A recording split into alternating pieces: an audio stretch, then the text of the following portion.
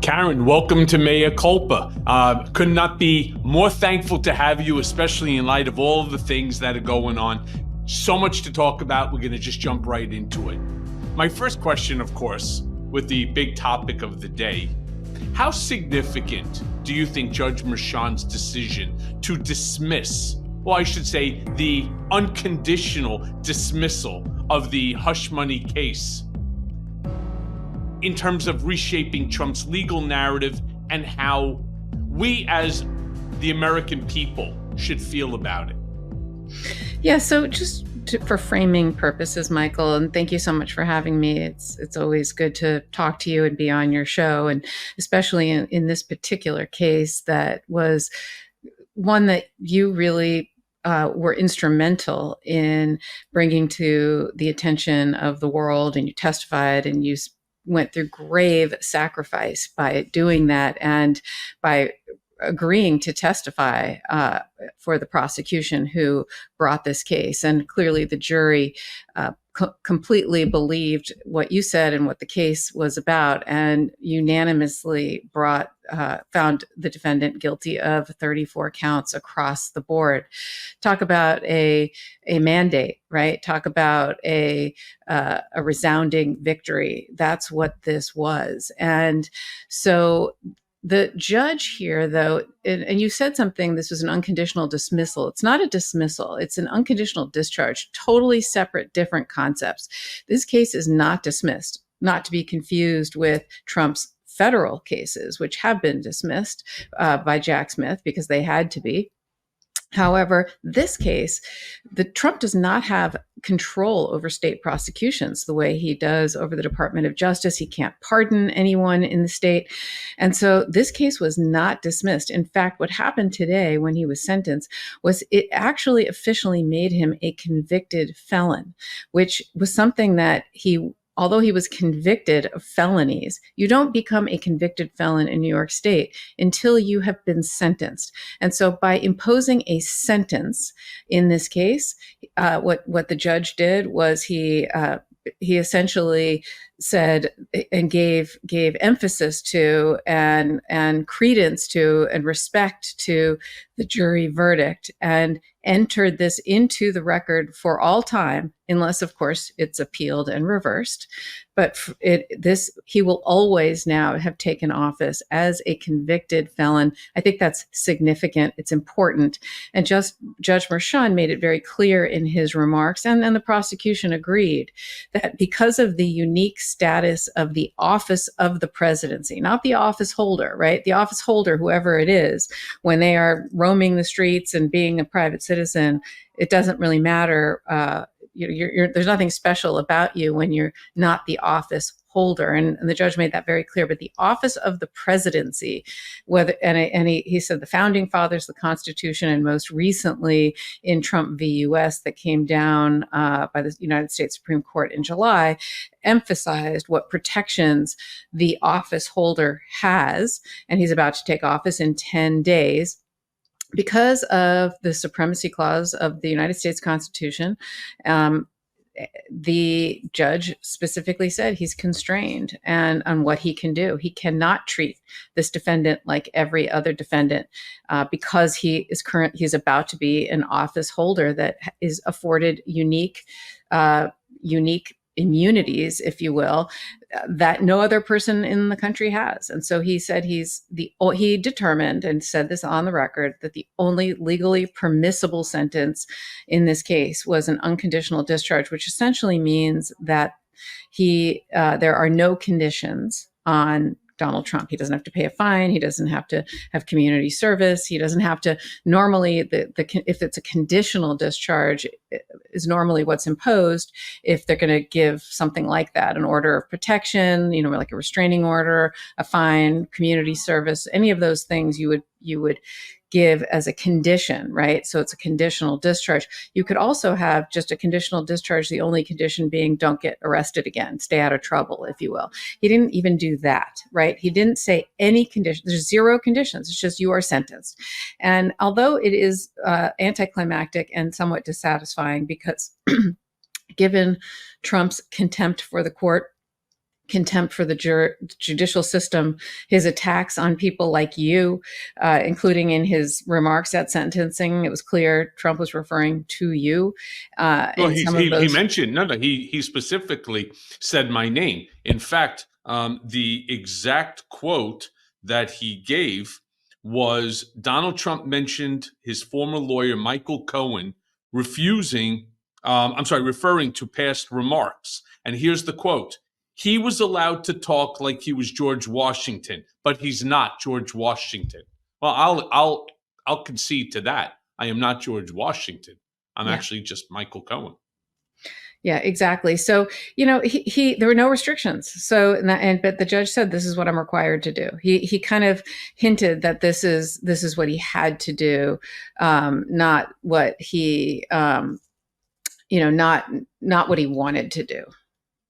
So let me ask you this, though. Your thoughts regarding the fairness of the decision. You see, in part, I went to prison. I had a 6-year sentence.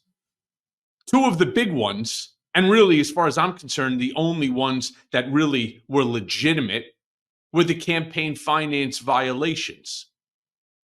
Turned my life upside down. He's not being treated like anybody else. And I acknowledge what Merchan says. And in fact, I think Judge Merchan's decision is both judicious and appropriate. And I concede to what you said also. It's very unfulfilling. But I'm going to say something that may shock you. I actually think they should have dismissed the case once Donald Trump became president-elect, because I'm not happy, and it doesn't give me satisfaction in knowing that our incoming president is a felon. So now we can all turn around and refer to him as the felon president. None of this would have gone away, by the way, even if he dismissed the case. He was still found guilty by 12 independent jurors on 34 counts. The only thing is he beat all the odds. He got the nomination and he won the election. The only thing that would have kept him out of jail. In fact, I blame Alvin Bragg for not bringing this case earlier, just as I blame Merrick Garland for taking forever in order to appoint Jack Smith. Had they acted expeditious, none of this would even be in contention. They always say justice delayed is justice denied. I think we're denied. Not even to impose, I don't know, something small like make him work for an hour in a soup kitchen. Make him go on the West Side Highway where he has a strip of the highway named after him. Go pick it up. Go clean the shit up off the side of the road in an orange jumpsuit. Any sort of accountability, I would be okay with. But if you're going to have this unconditional discharge, there's no accountability. I use the example of if hypothetically you're driving down Fifth Avenue at 100 miles an hour and you get pulled over by a police officer because the speed limit's 25. And the officer turns around and says to you, the speed limit's 25 miles an hour, sir. Please drive slower. And then you end up just speeding off again because there's no ticket, there's no points to your license, there's no repercussion. What's the chance that that person suffered any accountability for their actions? I spent over 50 hours on that witness stand being abused. The jury spent 6 weeks of their lives listening to 22 witnesses and going through 1,000 pages of documentary evidence. I just find it very, as you said, unfulfilling. I just don't find it fair. I believe we have multiple layers of law in this country. We have laws, but I don't think this is justice as it could potentially have been, though I acknowledge Merchan's very difficult position. Yeah, I understand. And I can understand your frustration because of how how you personally suffered for this, right? You were held accountable and he wasn't. But for Donald Trump, you would not have been in that situation that you were in, and you wouldn't have gone through what you went through. So I can completely understand from a personal level why this is so dissatisfying, and it is what it is, right? I mean, it's interesting to look back, hindsight. It's unclear to me why Merrick Garland waited so long to appoint Jack Smith. If you think Why this is Alvin Bragg waited so long to bring this case when Mark Pomerantz told him over a year earlier that there's a legitimate case here, let's move this thing along? well, that was a different case, right? And Alvin Well, Bragg that's this case, the hush looked, money case. yeah. Well, so look, we think if you think this is dissatisfying, wait until Trump undoes all the January 6 convictions, and all of those individuals are pardoned for their actions. I mean, talk about thousands of like over 1,000 cases potentially are impacted there. So many court cases, so many judges, so many hours, so many prosecutions. It's all going to have been for naught. And you watch the conduct of January 6th, and he thinks that's not criminal. So no wonder he doesn't think what he did here is serious.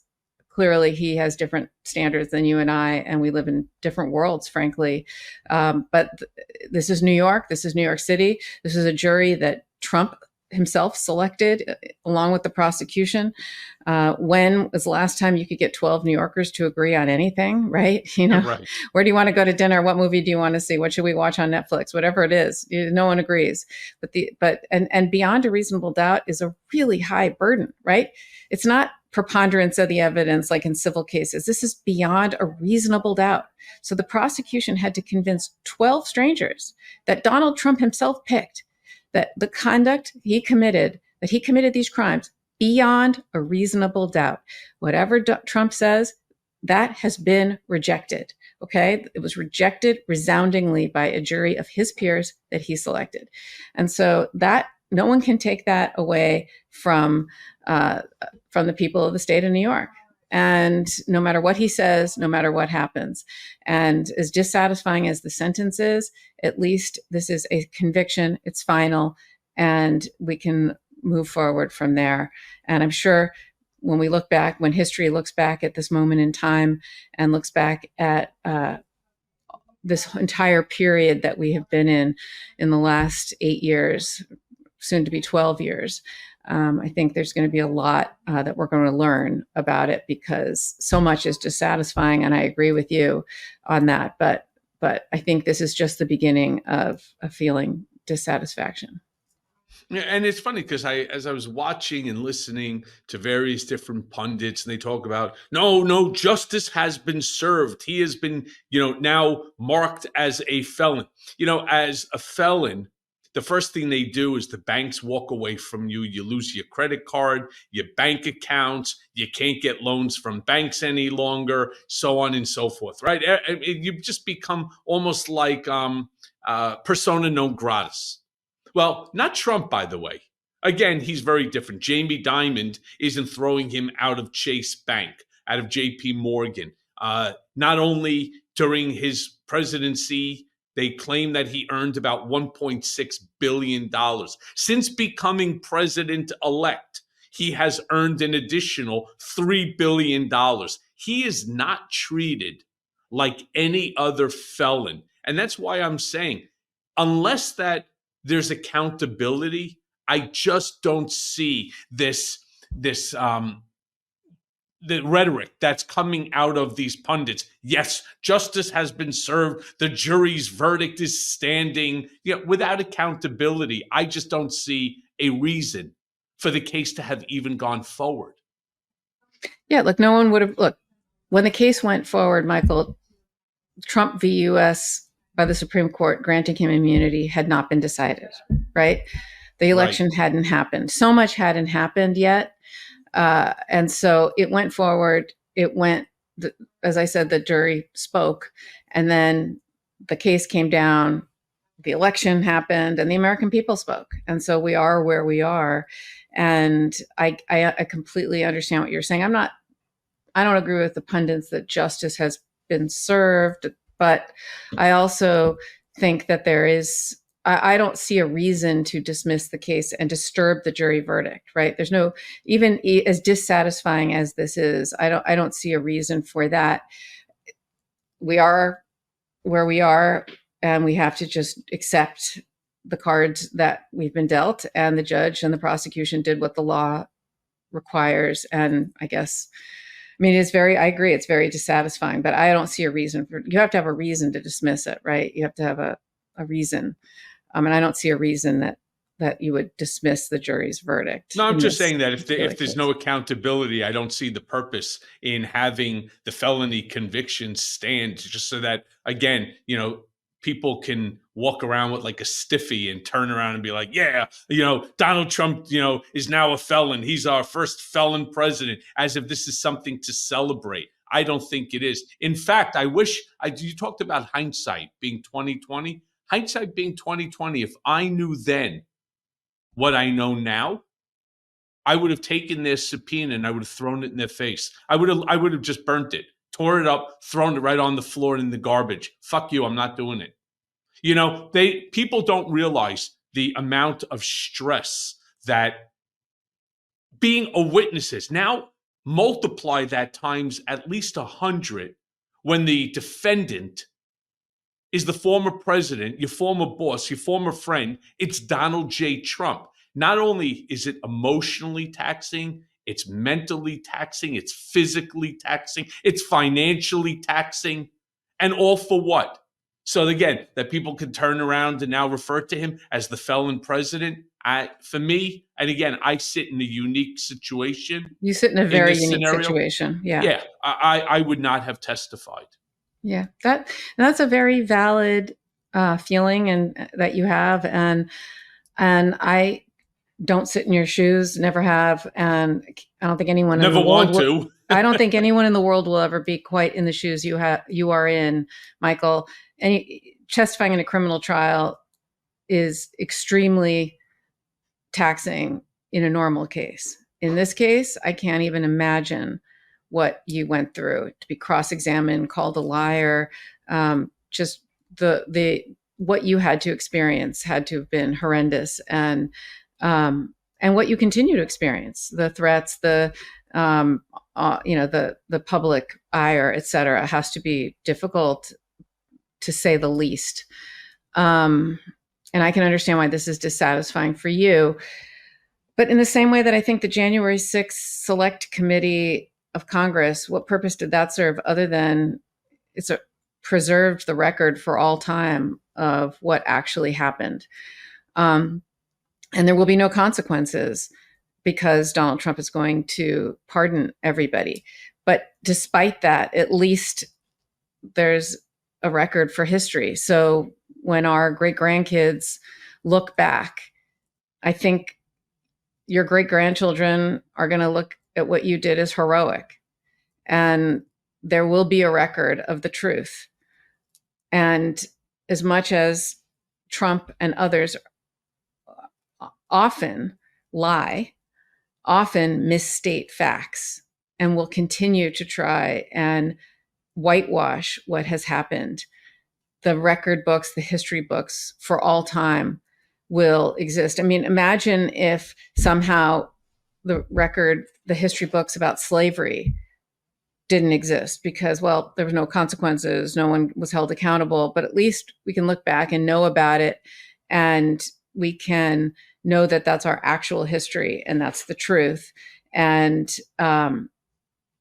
it shouldn't be buried, right? And I think in that regard, as much as it doesn't feel like it for you, and as much as this is dissatisfying, I still think sometimes it's extremely important for the truth to be told. And in that regard, what you did is extremely heroic because you testified under oath to the truth. You were cross-examined, and the jury, beyond a reasonable doubt. And, frankly, also in Judge Engoron's court, you testified there too, right? In the civil fraud trial. And he found you credible there too. I mean, five famous words. Michael Cohen told the truth. And if those two things hadn't happened, the only thing in the record book and the history book about Michael Cohen would have been disgraced Michael Cohen, who's disbarred and went to prison and was in solitary confinement. In this regard, this vindicates you for all time. You got 2 judges, you've got 2 juries. I mean, I don't know if that's worth it to you, but it certainly sets the record straight for the history books for your great grandchildren of what. I often wonder. I'll ask you this, Jen. I often wonder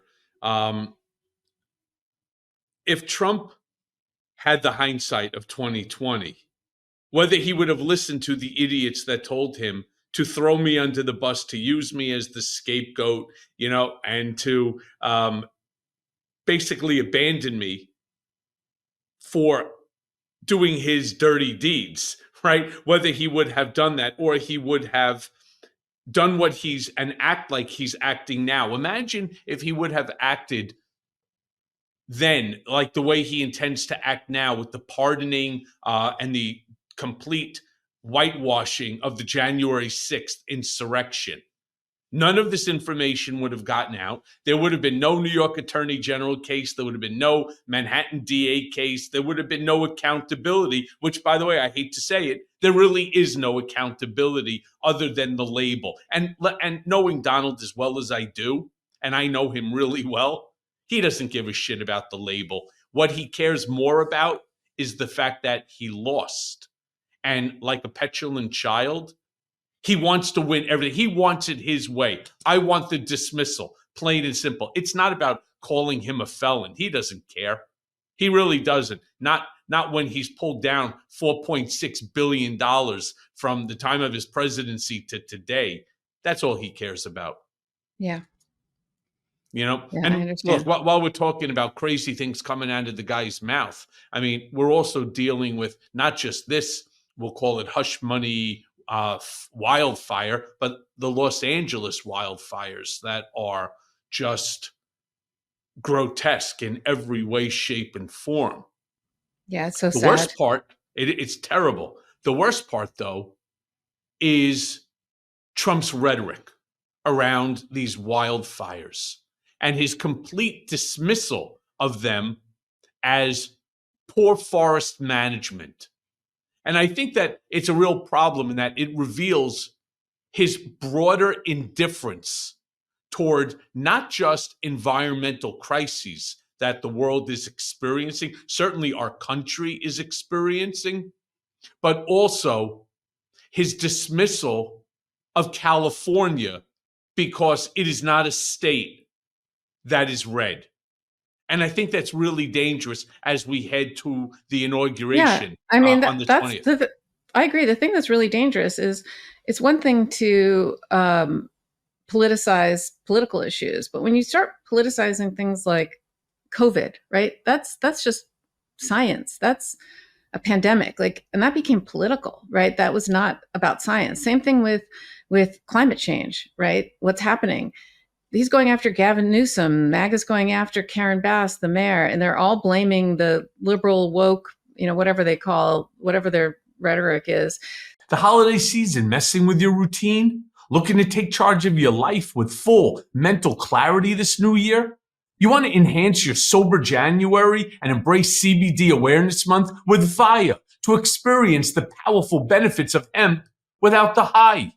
It's trusted by over 500,000 customers. I mean, VIA, it's the Swiss Army knife of wellness, dedicated to harnessing the natural benefits of hemp to create high-quality wellness products. Look, VIA's collection of THC-free products, it combines minor cannabinoids like CBD, CBG, and CBN with botanical supplements for targeted effects that you can actually feel. So whether you're looking to improve your sleep, your focus, or relief, VIA has something for you. Now look, I've tried the THC-free gummies for sleep. And let me tell you, anyone who knows me knows that I've had sleep issues my entire life. I mean, where the hell has this product been my entire life, right? I mean, VIA is also well renowned for their award-winning THC, their THC-free gummies, vapes, THCA, flower, soothing topicals, and calming drops. All of them crafted with the highest quality hemp sourced from trusted, independently owned American farms.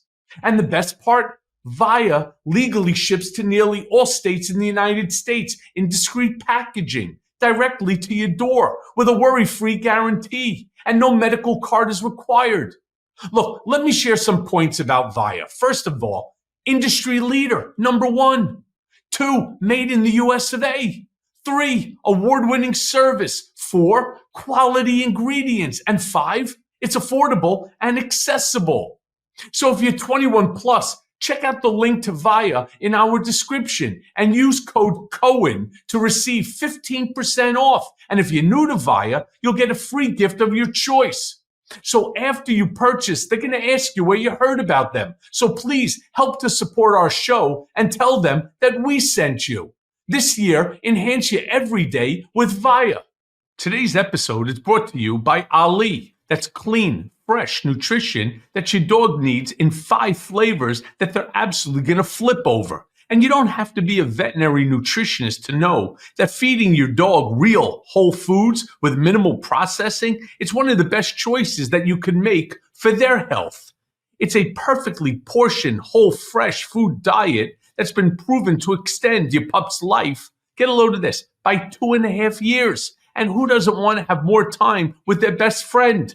So with absolutely no harmful fillers, no preservatives, Ali, it's made in U.S. kitchens with ingredients that are carefully sourced from trusted growers and producers around the world. And because the time between Ali's gentle cooking and your dog's chowing down is minimal, they don't need preservatives to extend shelf life. With 5 protein first recipes like fresh beef with sweet potatoes, fresh turkey with blueberries, or fresh lamb with cranberries, you might start thinking, damn, my dog eats better than I do. And that's probably true when it comes to Ali. Okay, so here's how it works. First, you go and you fill out Ali's 30-second quiz. And what they'll do is they'll create a customized meal plan based on your pup's weight, activity level, and other health information.